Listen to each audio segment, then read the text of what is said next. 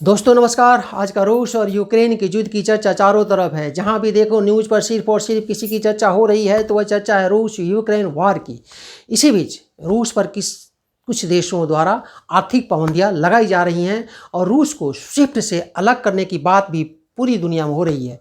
तो चलिए दोस्तों, आज इसी स्विफ्ट की बात करेंगे। स्विफ्ट क्या होता है, आर्थिक रूप में इसका कितना महत्व है और स्विफ्ट से हटाए जाने से रूस के साथ साथ बाकी देशों पर क्या असर पड़ सकता है। Society for world wide inter bank financial telecommunication को संक्षेप में SWIFT यानी स्विफ्ट कहते हैं। इसकी स्थापना 1973 में की गई थी और यह बेल्जियम की राजधानी ब्रसेल्स में है। इसकी देखरेख नेशनल बैंक ऑफ बेल्जियम के साथ साथ US federal reserve system, bank of England, European central bank और बैंक ऑफ जापान जैसे प्रमुख सेंट्रल बैंकों के प्रतिनिधि करते हैं। दोस्तों, बैंकों की तरह स्विफ्ट पैसों का लेन देन कभी नहीं करता, लेकिन पूरी दुनिया में बैंकिंग सिस्टम में इसका बहुत बड़ा महत्व है क्योंकि यह वर्ल्ड बैंकिंग सर्विस के लिए एक जीमेल की तरह काम करता है। यह वर्ल्ड लेवल पर एक बहुत बड़ा इंटरनेशनल मैसेजिंग नेटवर्क है जिसका उपयोग पूरी दुनिया की बड़ी बड़ी कंपनियां, बड़े बड़े फाइनेंशियल इंस्टीट्यूशंस करते हैं। दोस्तों, जिसमें पेमेंट का confirmation, trading confirmation, currency exchange के लिए ऑर्डर्स और उसके कन्फर्मेशन से इत्यादि के संदेश यानी मैसेज शेयर किए जाते हैं। स्विफ्ट के माध्यम से ही वर्ल्ड की बड़ी बड़ी कंपनियां अपनी ऑर्डर लगाती हैं और पेमेंट का डिटेल्स भी भेजती हैं। वर्ल्ड लेवल के बैंक भी ट्रांजैक्शंस की जानकारी या पेमेंट कंफर्मेशन भी इसी स्विफ्ट के माध्यम से ही देते हैं। दोस्तों, आज के दिन में 200 से अधिक देशों में लगभग 11,000 से अधिक फाइनेंशियल इंस्टीट्यूशंस और कंपनियों के बीच सुरक्षित संदेश स्विफ्ट द्वारा भेजे जाते हैं।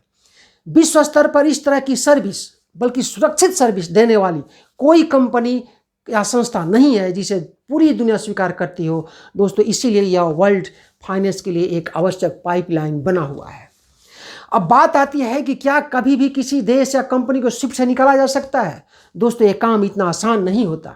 इसके लिए यूनाइटेड नेशन यानी यूरोपीय संघ में एक मंजूरी की पास की जाती है, एक अप्रूवल लेना होता है। इसमें सभी सदस्य देशों की सहमति जरूरी होती है, तभी किसी देश या कंपनी को स्विफ्ट से बाहर निकाला जा सकता है। दोस्तों, अब जहां तक रूस का सवाल है तो स्विफ्ट से रूस को बाहर करना थोड़ा और कठिन है क्योंकि यूनाइटेड नेशन लगभग 40% गैस और तेल रूस से लेता है और रूसी राजनेताओं ने चेतावनी दी है कि पेमेंट के बिना गैस और तेल का सप्लाई जल्दी बंद हो सकता है।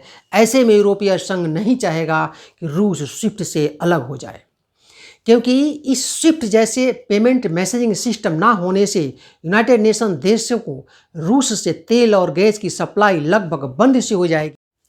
अब किसी देश को स्विफ्ट से हटा दिया जाए तो क्या होगा।